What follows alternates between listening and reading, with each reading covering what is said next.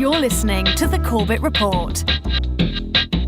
CorbettReport.com. Welcome, ladies and gentlemen, welcome to another edition of The Corbett Report. I'm your host, James Corbett of CorbettReport.com, podcasting to you, as always, from the sunny climes of Western Japan, here on this 11th day of January 2013. Welcome to episode 253 of the Corbett Report podcast, The BBC Exposed. In 1922, the British Broadcasting Corporation became the world's first national broadcasting organization. In the ensuing 8 decades of its existence, it has become the world's most recognizable media platform, with a reach extending to the far corners of the globe. Having attained such a position, it is not surprising that the BBC has come in for its share of criticism over the decades, but even amongst a public long used to BBC corruption, waste, and scandal, the recent controversy regarding the BBC's cover-up of the activities of former BBC presenter Sir James Wilson Vincent's Jimmy Savile has managed to outrage even the broadcaster's staunchest proponents. Newsnight is also under scrutiny for failing to broadcast a report on child sex abuse allegations against the popular BBC personality Jimmy Savile, who's accused of abusing potentially hundreds of victims. On Monday, head of news Helen Bowden and her deputy, Stephen Mitchell, also stepped aside in wake of the scandal. The editor of the segment, Peter Rippon, said he axed the investigation because of lack of evidence. Instead, a series of tributes to Jimmy Savile were aired across the BBC's radio and TV network last year after his death. Here we go for a warm-up right now, then. Good evening, ladies and gentlemen. Welcome to Top of the Pops. Ooh. He was a pop pioneer. And how about that then? And a multi-million-pound charity fundraiser. He made us belt up in the 70s. Click every trick. Now then. And fixed it for thousands of kids' dreams to come true.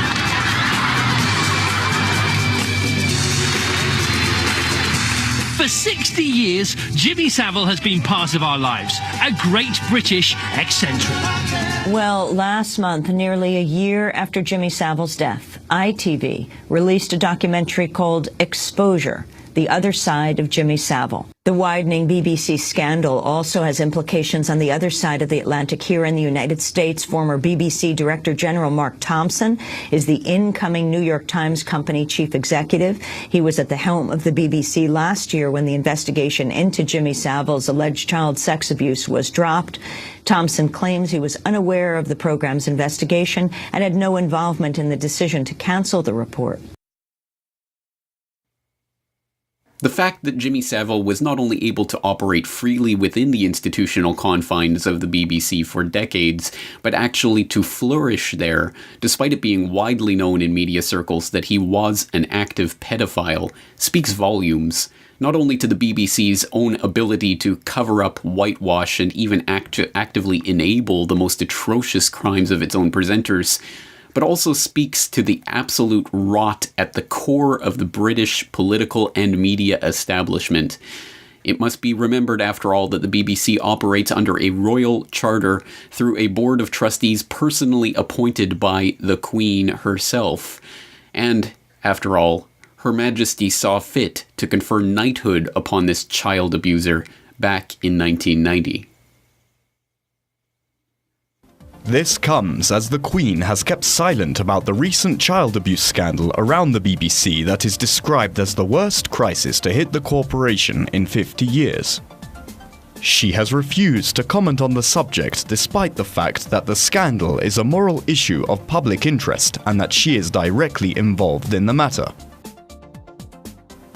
The BBC is run by 12 trustees appointed by the Queen in person, while she granted Savile knighthood in 1990. Critics argue that Savile was knighted when his abuse was well underway, and the Queen should have distanced herself and the royal family from the paedophile immediately after allegations of his perverted activities to ward off unwanted speculation. I don't think anybody ever wrote down what his role was, what his brief was, what he was allowed to do or not. He was simply seen as a friend of the establishment. However, there has been no comment by the Queen herself, her office, or the royal family, as if she knew of Savile's scandalous behaviour and decided to decorate him regardless.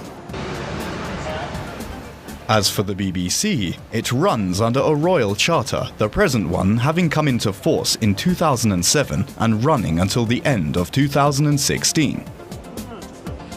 Well, the chairman of the BBC Trust, Lord Patton, used to be the governor of Hong Kong, and he said that there are more managers in the BBC than there are in the Chinese Communist Party. That's a sort of odd thing to say about your own organisation. The magnitude of the Savile scandal and the unfolding drama, including comments by Tom Watson, an MP who openly suggested in Parliament that there may be a paedophile ring going right to the British Prime Minister's office at number 10 Downing Street, raised more questions.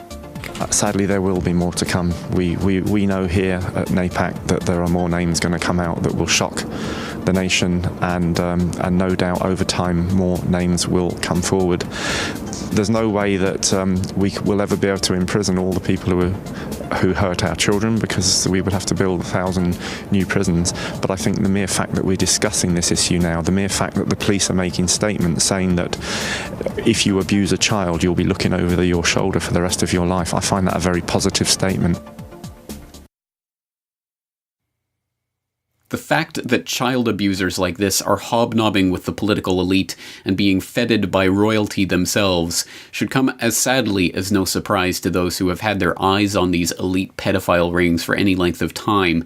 And listeners only need to cast their mind back to episode 39 of this podcast, Who is Jeff Gannon?, where we went over in some detail that phenomenon in the American context, including activities that are alleged to go on in the Bohemian Grove and even in the White House.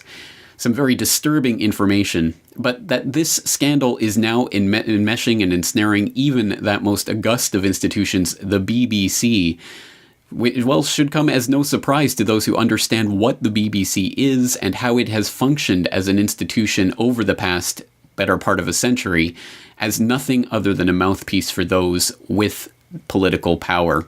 And I say this advisedly, and I say this on the back of a lot of evidence-based, thoughtful criticism that has been provided by some very interesting alternative media outlets. So let's turn to some of that evidence to start building today's case. And we'll start with an article from MediaLens.org, which posted this back in July of 2011 in the midst of the British-backed, NATO-led bombing of Libya, bombing in the name of peace and freedom, that unfortunately the BBC were only too happy to provide propaganda cover and support for. And this article is entitled BBC Bombast, Propaganda, Complaints, and Black Holes of Silence. Quote, on the BBC television news, the pulsing theme tune sets the tone.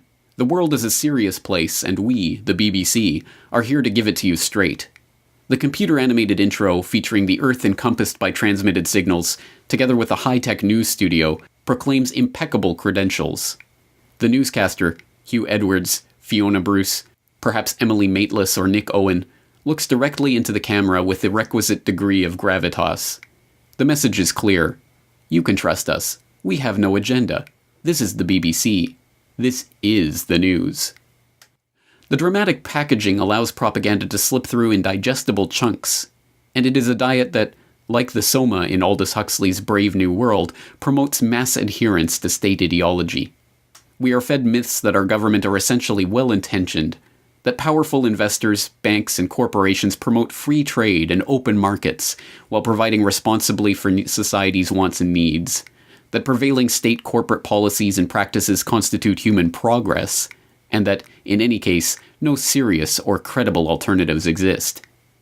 Anyone can spot the propaganda with a modicum of vigilance while watching the news. For example, take the BBC News at 10 report on June 19th about the deaths of 9 Libyans, including 2 babies, killed in a NATO air raid. The NATO killings were presented in the headlines as what the Libyan government says happened. In his piece, Middle East editor Jeremy Bowen repeated the party line, NATO's mandate is to protect civilians. 3 days later, Bowen reported the brutal consequences of yet another NATO air attack, with 15 dead, including at least 3 children and 2 women. Over footage of the bombed house, Bowen said, NATO, says close monitoring showed it was a command center. The family say it was their home. Then Bowen continued with the following astonishing remarks. Was a decision taken that killing civilians here would save others elsewhere? And the deaths here raise the moral question at the heart of the NATO mission in Libya. Its mandate is to protect civilians. So is it ever justifiable to kill them?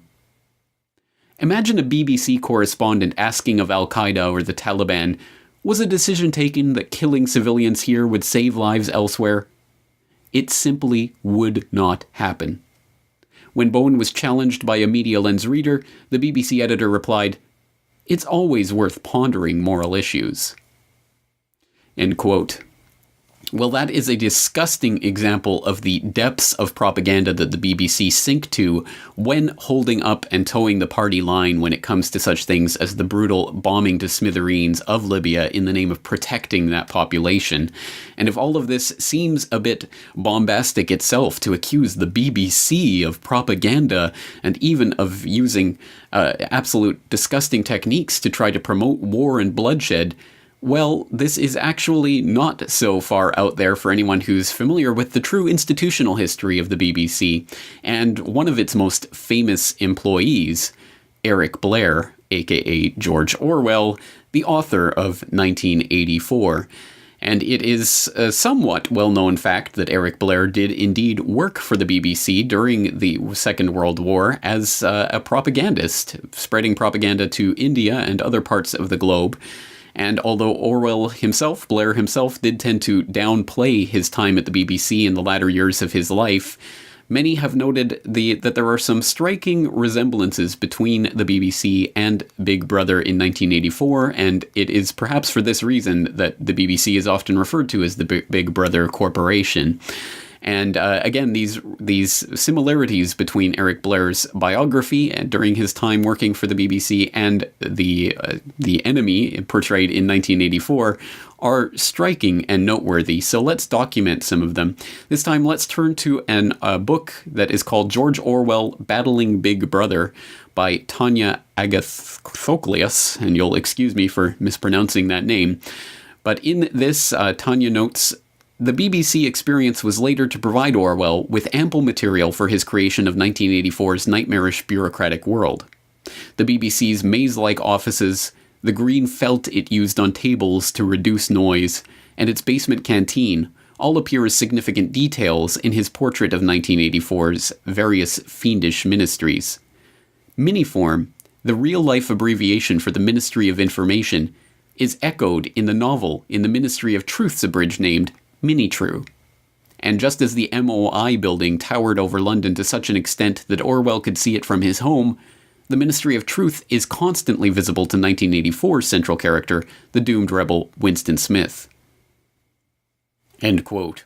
And for those who go on continuing to read through that book, you'll find that, in fact, Newspeak as well also comes from a British government initiative at that time to try to reduce English down to 850 essential words for broadcast through propaganda to the far reaches of the British Empire during the war. And this was called Basic English, and it was through Orwell's struggling to try to put some of his reports into this Basic English that he derived his idea for Newspeak, another thing that has entered into our political lexicon and which we often identify as being part of Orwell's rant against communism and central command that way, but most people don't know that a lot of his material for the book did come from his own experiences as a propagandist for the BBC. A fitting indictment, if ever there was one.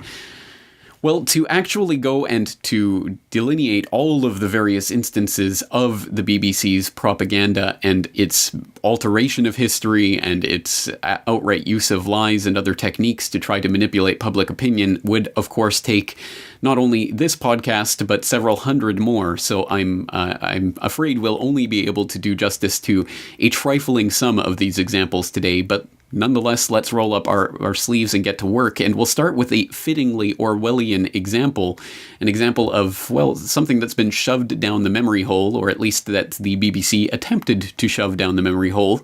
But of course, now that we are in the internet age, it is not quite so easy to do that anymore. So let's look at this example. This comes from globalresearch.ca, which posted this up back in last September under the headline, BBC Scrubs Video of US-Backed Syria Rebels Committing War Crimes.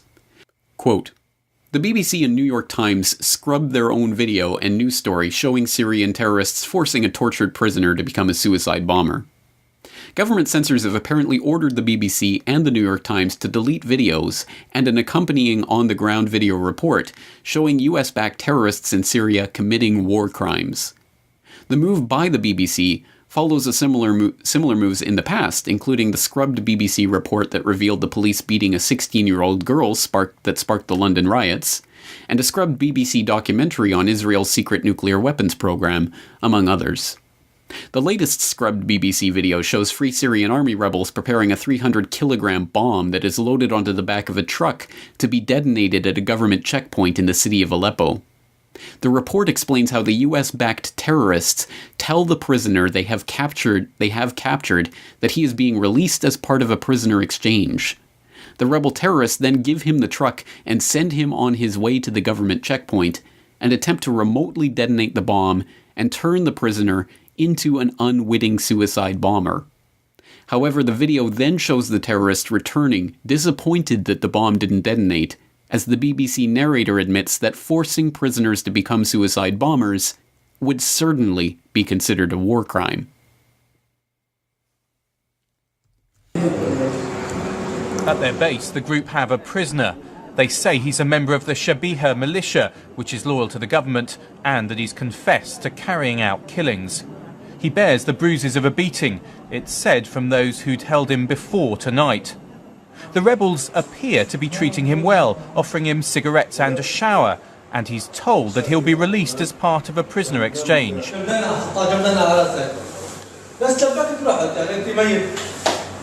Blindfolded, he's driven towards the city. He's told all he'll have to do is drive the truck towards a government checkpoint.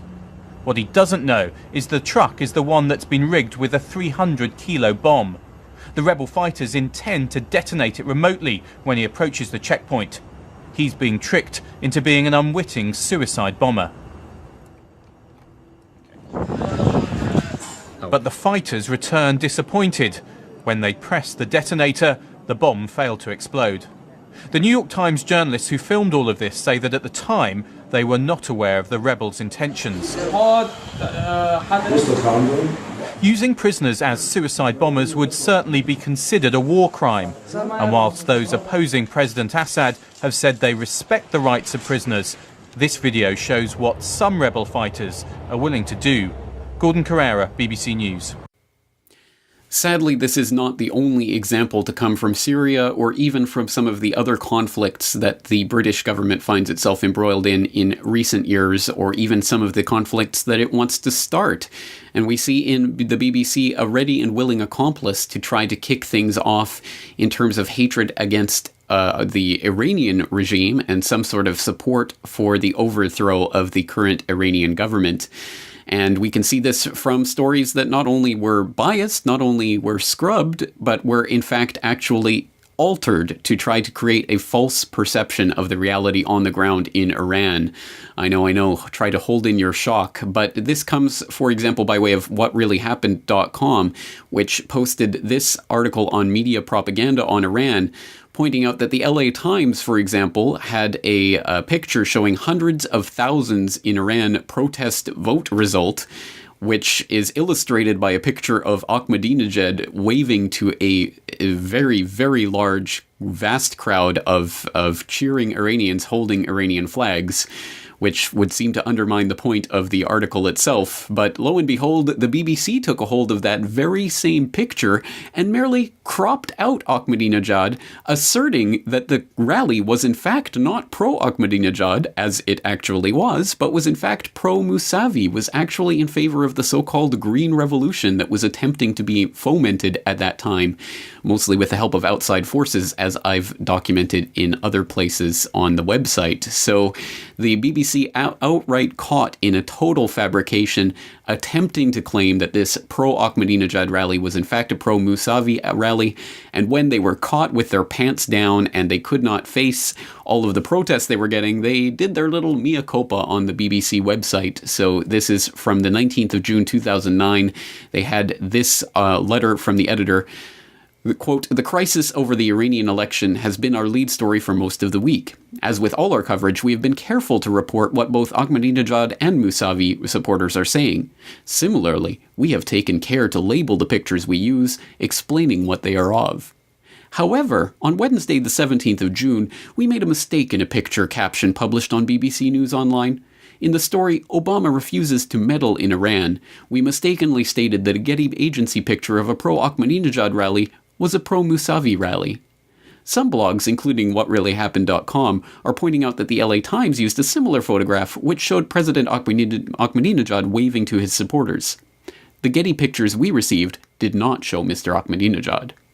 When a reader contacted us about it, we checked our caption and corrected it.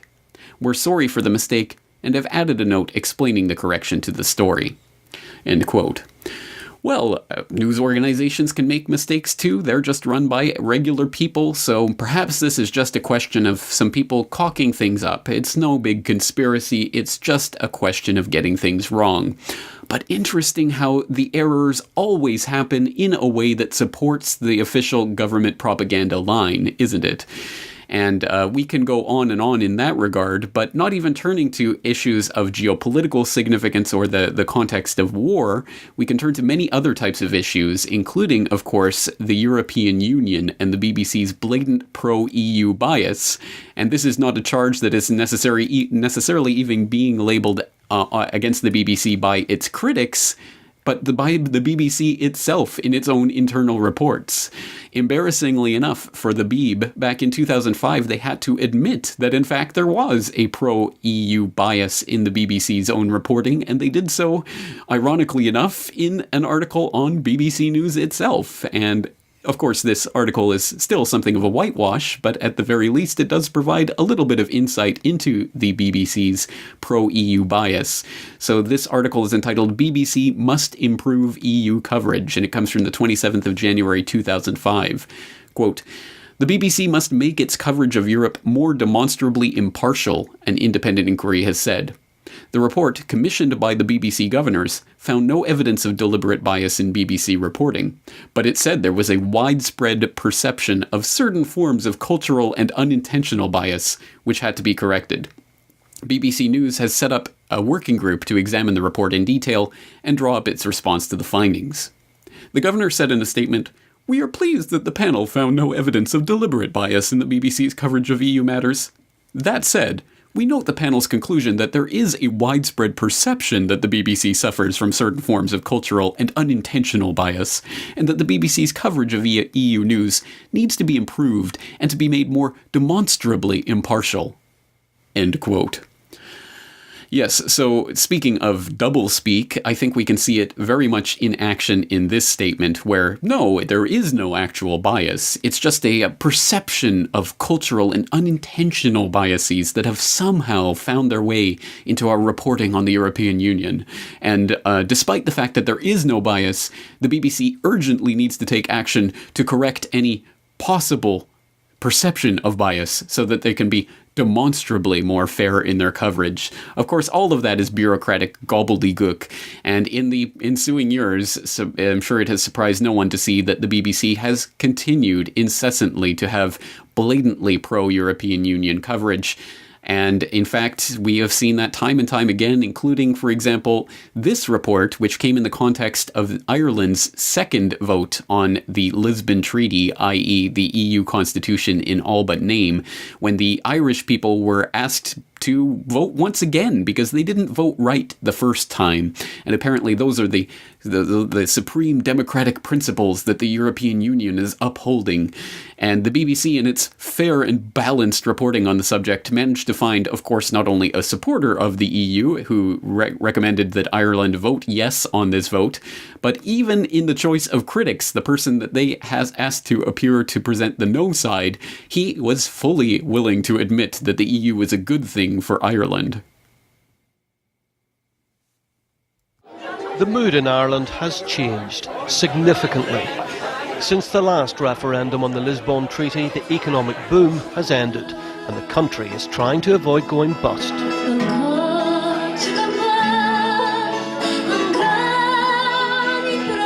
Here in County Donegal, they've had more than their fair share of job losses and businesses going under. At this fish and chip shop, they've reduced their prices by a third to try to survive. At a time of economic crisis, the shop owner believes Ireland now needs Europe more than ever. And that's why here there's support for the Lisbon Treaty. I could be angry and vote no, which would be just plain politics. But for the greater future of the country, I think we have no choice but to vote yes. The last time Ireland voted, this is the county where the biggest no vote occurred. County Donegal is right on the edge of Europe. Next stop, America.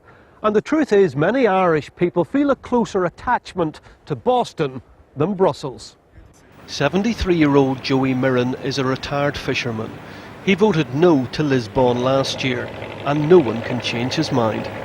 I have no doubt at all whatsoever that the European Union has been very good to Ireland. I recognise that fully, but it has been a total disaster for the Irish fishing industry. And that's why the real fishermen, the fishermen who have suffered, will still be voting no come the 2nd of October. But fishermen are split on the issue, just like the rest of the country. This week's vote could have far-reaching implications, but Ireland will make its own decision based on its own needs. Everyone else can only sit back, watch and wait. Gee, I can't imagine how anyone in the public got that strange perception that the BBC has some sort of unintentional pro-EU bias, right? Well, going from that BBC's own internal report admission that the BBC does in fact have, or at least appear to have, a pro-EU bias to another admitted BBC bias. Once again, the BBC does not claim to be an impartial news organization. In fact, it admits that it is partial on certain issues, such as the global warming debate. Back in 2006, the BBC went ahead and issued a startling editorial policy in which it states it will no longer take seriously or listen impartially to skeptics on the global warming issue. It had been convinced that it is in fact a settled science and that there is no debate to be had about the fact that man-made CO2 is driving the climate. How did it come to this startling decision? Well, apparently in early 2006, the top BBC editors met with a team of scientific advisors that were able to convince them that there was no debate left to be had in the global warming consensus science. And that, one could imagine that a team of reputable scholars and scientists would be able to convince the BBC of this. And all one would have to do is take a look at their credentials and examine their histories and examine if they have any possible biases. And once eliminating all of that, they would see that this scientific panel of experts did in fact have the credentials and the credibility to make such an assessment, and that the BBC editors were right in issuing their policy. So who were these 28 advisors who were part of this meeting that convinced the BBC to become partial on the global warming issue? Good question. The BBC, for the longest time, wasn't saying. In fact, they're still not saying, but it's actually been discovered through some enterprising internet sleuths. But let's pick this story up from theregister.co.uk, which had this story on the 9th of November 2012. FOIA judges secret 28 who made the BBC green will not be named. Quote, as expected, the BBC has won its legal battle against blogger Tony Newbury. Newbury wanted the list of scientific experts who attended a BBC seminar at which, according to the BBC Trust, they convinced the broadcaster to abandon impartiality and take a firmly warmist position when reporting climate change. When the Beeb refused to divulge who these people were and who they worked for, Newbury took the corporation to an informal tribunal.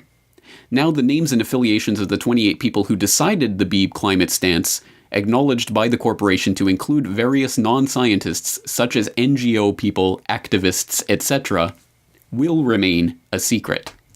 End quote.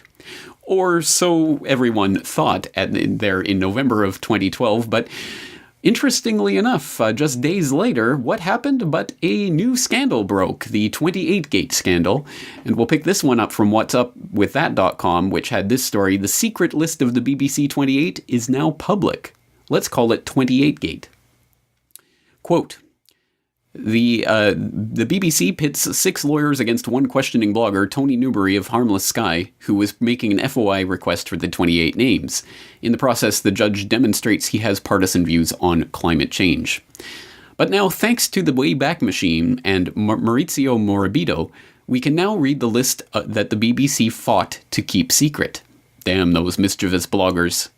This list has been obtained legally. My heartiest congratulations to Maurizio for his excellent sleuthing. Maurizio writes, "This is for Tony, Andrew, Benny, Barry, and all of us harmless Davids." And it proceeds to give the list of people who were part of this scientific advisory panel, including such people as Robert May of Oxford University, and Michael Bravo of Scott Polar Research Institute, and Claire Foster of the Church of England, and some other interesting names. So what are we to make of this list, and what does it show us about the people who were in fact coming up with this scientific advice for the BBC? Well, in fact, it shows that that many of the people who were involved, in fact, of all of the people who were involved, only 4 of them have any experience in climate science whatsoever, and that most of them are not publishing active scientists who are actively researching. In fact, the majority of them are either working for pressure groups, corporations, lobby groups, or NGOs, including the New Economics Foundation, the All-Party Group on Climate Change, BP International, interestingly enough, Tier Fund, CBI, the Open University, IBT, Television for the Environment, NPower Renewables, and other such very impartial entities. Of all of those, there were only a few actual scientists who were in attendance at the meeting.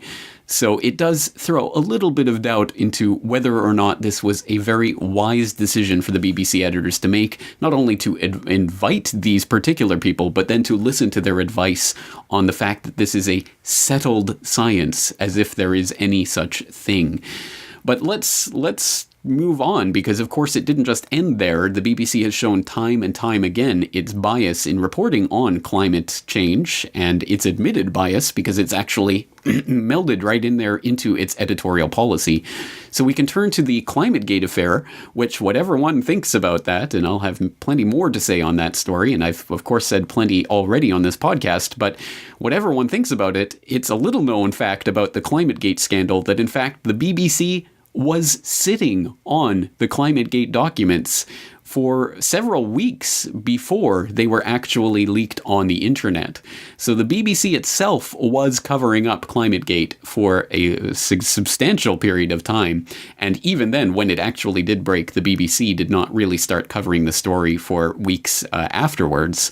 So this is all very interesting. But here we have from the Mail Online from the 28th of November 2009, quote, BBC weatherman ignored leaked climate row emails. The BBC has become tangled in the row over the alleged manipulation of scientific data on global warming. One of its reporters has revealed he was sent some of the leaked emails from the Climatic Research Unit at the University of East Anglia more than a month ago, but did nothing about them. Despite the explosive nature of some of the messages, which revealed apparent attempts by the CRU's head, Professor Phil Jones, to destroy global temperature data rather than give it to scientists with opposing views, Paul Hudson failed to report the story. This has led to suspicions that the scandal was ignored because it ran counter to what critics say is the BBC's unquestioning acceptance in many of its programs that man-made climate change is destroying the planet. The editorial policy influencing what news they'll report? Well, that only stands to reason, doesn't it?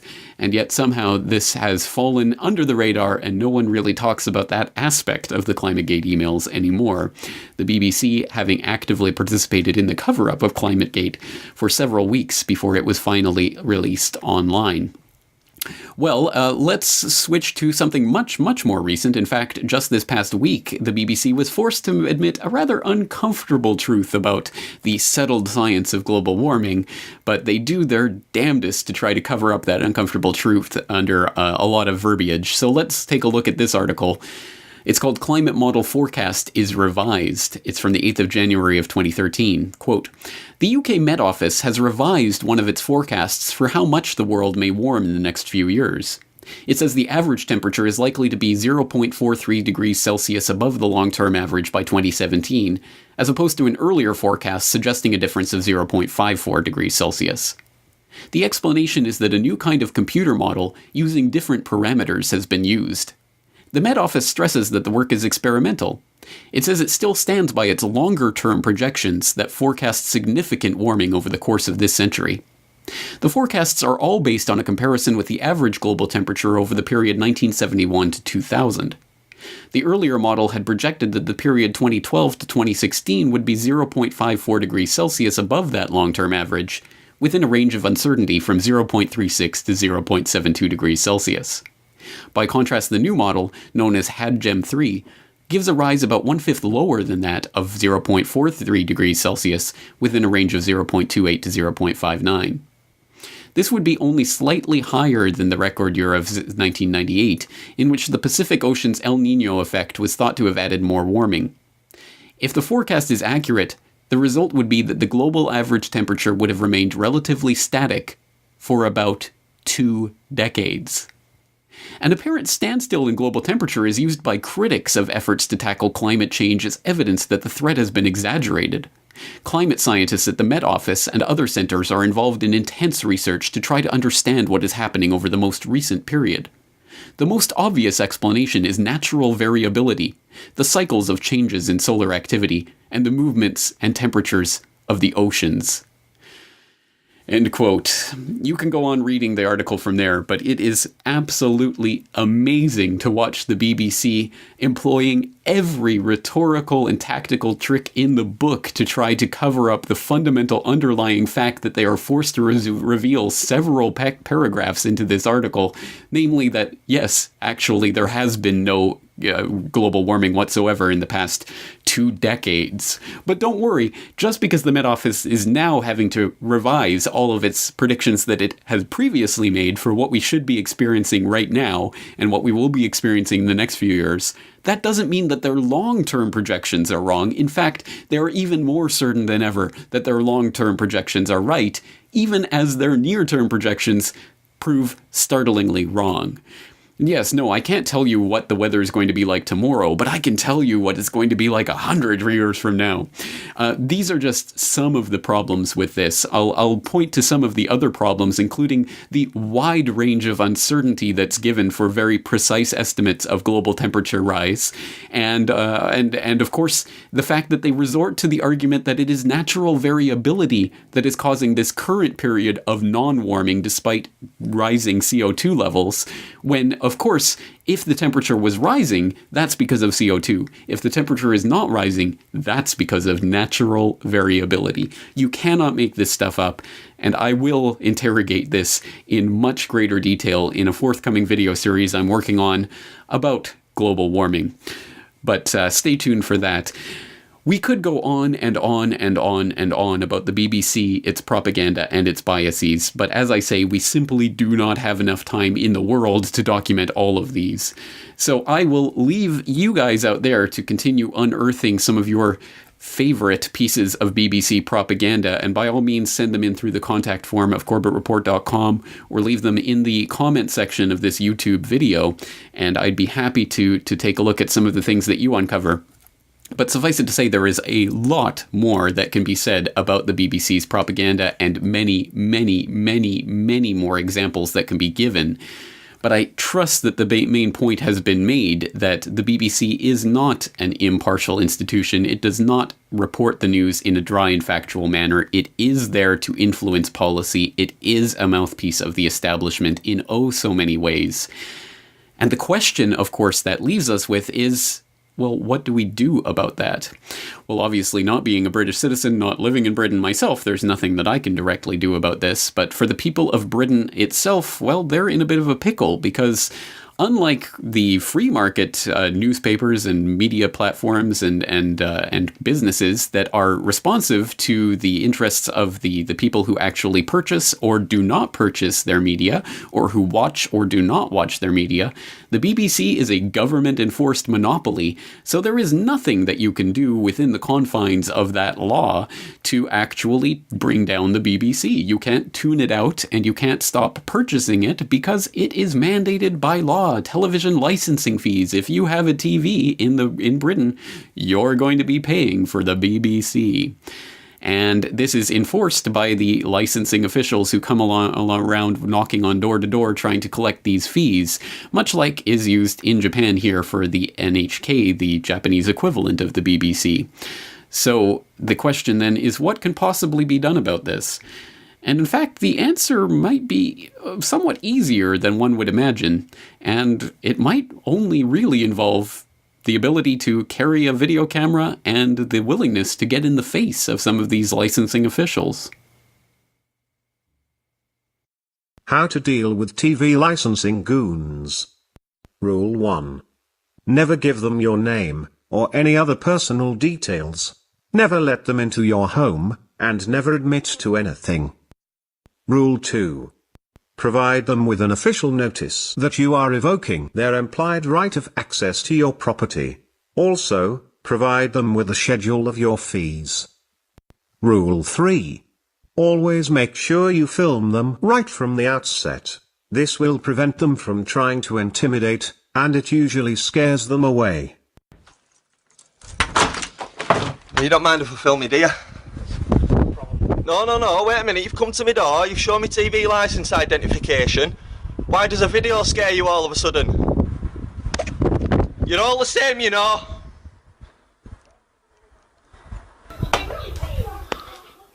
You alright, you don't mind if I film me, do you? Can't film me. That's breaching my rights, Nelly. You can film as much as you want. I've got application for a warrant here. Now, it's up to you whether you want to carry on with this. Like I said, I'll go to magistrate court. That's up to you. What do you want to do? A warrant for who? For what? This address here, I'll just show you. First of all, you can get done for that. But you can film me as much as you want, because I know I'm not bothered, you know what I mean? Yeah, look. Yeah. Yeah. Am I obliged to look at that? You've asked a warrant for what? I'm going to show you. You've come to my door. Yeah. You're a stranger. I am. TV licensing. Right. Have you got identification? Showed you my ID. You can show me my ID. I've not seen your ID. I showed you your ID. For the video, for and on the record, I have not seen who you are. Okay. Unless you're prepared to identify yourself, I don't have to speak to you. My ID. TV licensing. For the video, please. For and on the record. Info warrant. Can I have your name? Can I have your name? Can I have your name? Can I have your name? Are you prepared to identify yourself? Are you prepared to identify yourself? You come here with empty threats, you've got nothing. You don't even know if I've got a telly. You don't even know if I'm using or liable to have to pay for a TV licence. You know nothing. You come to my door asking personal questions and you've got no rights. Power to the people. Do not trust the government. No identification. Just I am TV licensed. Not prepared to put your identification on record. Not prepared to give your name. You've got no power. Might be what, sir? Yes, you're from where? Who are you? Who are you? Who are you? And what do you want? I'm not here to argue with you. You're damn right you're not. Now, can you tell us who you are and what you want? Come on, while we're under the camera, let's hear it. Do you have anything to say? Because this will be on YouTube this evening. Yes, good evening to you, sir. Follow him a bit. Follow him. Just make sure that you put down that the implied right of access has been revoked. All right? Have a nice day. Well, I certainly hope we can count on our British brethren to engage in this type of boycott of a system that really is nothing more than a mouthpiece for the establishment, and I hope they will use the momentum from this latest disgusting scandal and controversy over Jimmy Savile and his reprehensible activities that were actively covered up by the BBC as the momentum through which they can effect a more effective public protest and boycott of the BBC. Although I'm not holding my breath that this institution will disappear anytime soon. But at the very least, we can start to inform people of some of the admitted biases of this institution so that people around the world can be made aware that it is nothing other than a mouthpiece for the British establishment and, of course, the international establishment that is pervading so much of the media and owns so much of the media and controls so much of what we see and hear and read about on a day-to-day basis. So undermining the BBC and its supposed credibility, if it has any left, is, I think, something that we can all be engaged in, whether we are British or not. And of course, not only in relation to the BBC, but in terms of any government-mandated monopolistic broadcasters, whether that be the CBC in Canada or the ABC in Australia or the NHK here in Japan, or even PBS. Yes, can we even raise the specter of killing Big Bird in the United States by withdrawing government subsidies for programming? Because once again, if the people do not even have the option of withdrawing their time, their money, and their energy from a media platform in order to ensure that it does not succeed, well, what on earth is it in the public interest to basically steal money out of people's pockets to hand it to these institutions?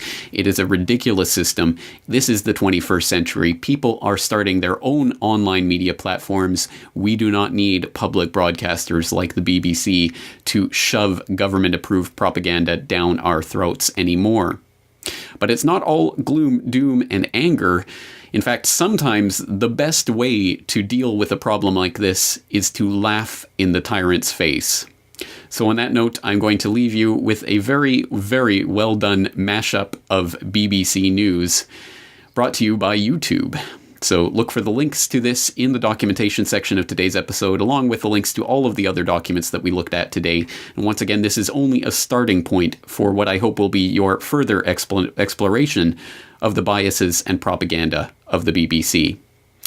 That's going to do it for this week. Once again, I'm your host, James Corbett of CorbettReport.com, thanking you for joining me and reminding you that this is listener-supported media, so if you do appreciate this work, I ask that you help support this work, either by letting other people know about it, or if you can, to support this work monetarily, either by subscribing to my weekly newsletter or purchasing one of my DVDs. It does help to keep this independent media coming to you. And I will not be coming around with any licensing fee officials collecting anything from you. So on that note, let's leave it there for this week. Thank you for joining me, and I'm looking forward to talking to you again next week. Okay, hello. The BBC has won a High Court battle for the right to broadcast child pornography, and there could be more bad news on the way. Good evening and welcome to the BBC's news taken out of context. Our top story tonight. The battle over bonuses is far from over. Hundreds of city traders and bankers wearing balaclavas ambushed the Royal Bank of Scotland today. Business tycoons carrying sledgehammers smashed Britain's biggest bank, shoplifting their multi-million-pound bonuses. Police have described the high-flying bosses as dangerous. But first, tonight, the celebrity chef Anthony Worrell Thompson has delivered a defiant speech at his local branch of Tesco. He promised to use an iron fist to deal with protests against his TV programmes. When it comes to alcohol, how much is too much? The court in Paris said it's up to Scotland to decide. They say you should have 300 units every 45 minutes and stop off for a beer on the way home. That's already a guideline in Scotland. Our correspondent, Jeremy Cook, has been focusing on the market town of Hereford. Hereford. Jeremy Cook, BBC News, Hereford. A reminder of tonight's main salacious gossip. There's been a shocked response around the world to video footage appearing to show US Secretary of State Hillary Clinton urinating on Boris Johnson for an ITV programme. It was deplorable behaviour. The Labour leader Ed Miliband has told the BBC that his cocks remained untouched for thousands of years and maybe, just maybe, the longest on record for a British citizen. Thousands of women remain confused and worried.